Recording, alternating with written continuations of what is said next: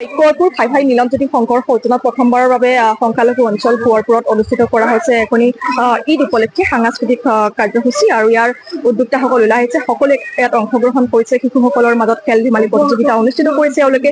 আৰু এটা আচলতে ক'ব লাগিব পতাকা উত্তোলন কাৰ্যসূচী ইতিমধ্যে ৰাতিপুৱা অনুষ্ঠিত হৈছে। চাফাই অভিযান কাৰ্যসূচী অনুষ্ঠিত হৈছে আৰু লগতে সাংস্কৃতিক কাৰ্যসূচী এওঁলোকে অনুষ্ঠিত কৰিব।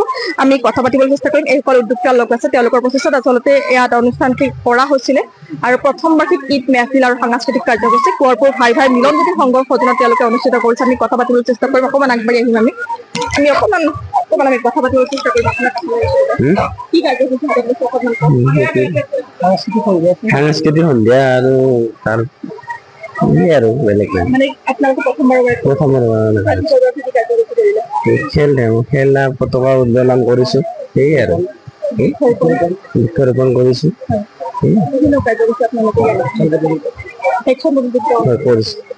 আৰু শিশুসকলৰ পৰা মহিলাসকলো ইয়াত কৰিছে। আচলতে ইতিবাচক পদক্ষেপ বুলি ক'ব লাগিব। অকণমান আপোনাৰ পৰা জানিবলৈ চেষ্টা কৰিম। কি কাৰ্যসূচী সাধাৰণতে আপুনি সভাখন চলাই নিছে? এতিয়া আমি আজি ৰাতিপুৱাৰ পৰাই আমি বিভিন্ন খেল ধেমালি প্ৰতিযোগিতা আৰম্ভ কৰিছিলোঁ, ভেকচিন প্ৰতিযোগিতা কৰিছিলোঁ, আবৃত্তি কৰিছিলোঁ। গতিকে আমাৰ যিখিনি ডেকা বন্ধুসকল আছে ইয়াত যথেষ্ট কষ্ট কৰিছে। গতিকে আমাৰ গধূলি সন্ধিয়া ভাগত এখন সাংস্কৃতিক অনুষ্ঠান আৰম্ভ হ'ব ইয়াত। আমাৰ তাতে আমাৰ নিহাৰিকা আছে আৰু মানে এনেকৈ অন্যান্য দুজন আছে। গতিকে আশা কৰোঁ আমাৰ সন্ধিয়াটো খুব উজ্জ্বল হ'ব। সেইখিনি কৰিব লাগিব।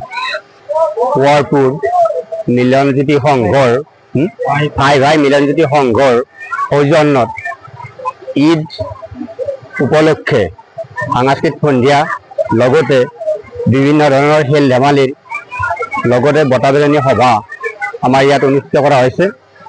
ইয়াত উঠি অহা প্ৰজন্মক আমাৰ এই গাঁৱৰে মহম্মদ ইছমাইল আলীৰ উদ্যোগত নৱপ্ৰজন্মক আগুৱাই নিয়াৰ কাৰণে যি ভূমিকা লৈছে, আমি বৃহত্তৰ অঞ্চলৰ পৰা তেখেতক ধন্যবাদ জ্ঞাপন কৰিছোঁ। আৰু তেখেতে বিভিন্ন ধৰণৰ সহায় সহযোগিতাৰে এই আজি যিটো মানে কাৰ্যসূচী হাতত লৈছে তাৰ বাবে আমাৰ সমূহ ৰাইজে তেখেতৰ প্ৰতি আনুগত্য স্বীকাৰ কৰিছে। লগতে এই খেল ধেমালিৰ যোগেদি যাতে অদূৰ ভৱিষ্যতে আমাৰ ইয়াত সুপ্ত হৈ থকা যিবিলাক ল'ৰা ছোৱালীৰ প্ৰতিভা বিকশিত হয় তাৰে প্ৰয়াসেৰে আমি এই অনুষ্ঠানটি মানে আয়োজন কৰা হৈছে। এতিয়ালৈকে প্ৰথমতে আমাৰ পতাকা উত্তোলন হৈছে। পতাকা উত্তোলন কৰিছে আমাৰ কোৱাৰপুৰ দক্ষিণ ইংৰা মধ্য ইংৰাজী বিদ্যালয়ৰ প্ৰতিষ্ঠাপক প্ৰধান শিক্ষক মাননীয় মফিজুদ্দিন আহমেদ ছাৰে। লগতে বৃক্ষৰোপণ কাৰ্যসূচী এটা ৰখা হৈছে। তাৰ লগতে আমাৰ ইয়াত মানে বিভিন্ন ধৰণৰ খেল ধেমালি আৰু ভেকচিন প্ৰতিযোগিতা আৰু লগতে আৰু সাংস্কৃতিক সন্ধিয়াৰ আয়োজন কৰা হৈছে।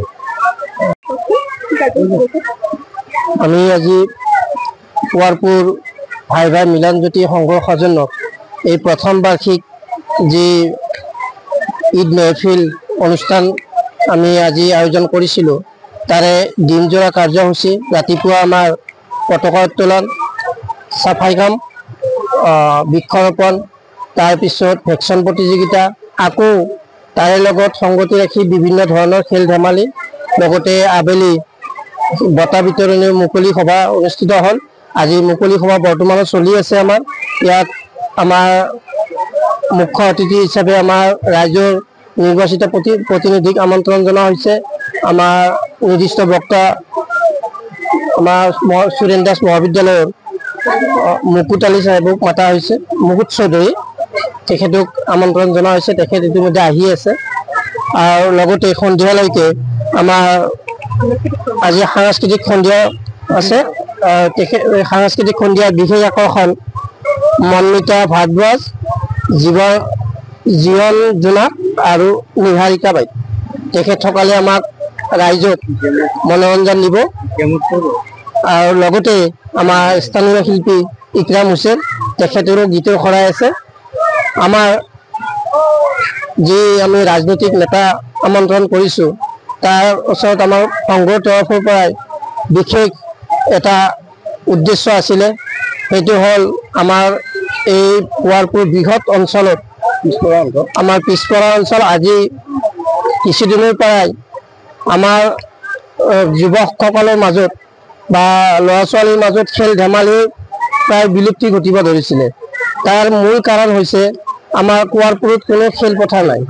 আমি তেখেতসকলক আমি আজি সভাৰ জৰিয়তে অনুৰোধ জনাম যাতে আমাৰ বৃহত্তৰ কোৱাৰপুৰ অঞ্চলৰ বাবে এখন খেলপথাৰৰ ব্যৱস্থা কৰি দিয়ে, য'ত আমাৰ ল'ৰা ছোৱালীয়ে খেল ধেমালিৰ যোগেদি আগুৱাই যাব পাৰে। তেনেকুৱা এটা উদ্দেশ্য আমাৰ আছিলে। লগতে আমাৰ এই সমাজৰ উঠি অহা যুৱকসকলক যাতে ভৱিষ্যত তেওঁলোকে সমাজখনক কেনেকৈ আগবঢ়াই নিব লাগে, সামাজিক ৰীতি নীতি কেনেকুৱা হ'ব লাগে, সেইবোৰ শিক্ষা লোৱাৰ কাৰণেও আমি আজি এই সভাৰ যোগেদি এটা বাৰ্তা দিব বিচাৰিছোঁ।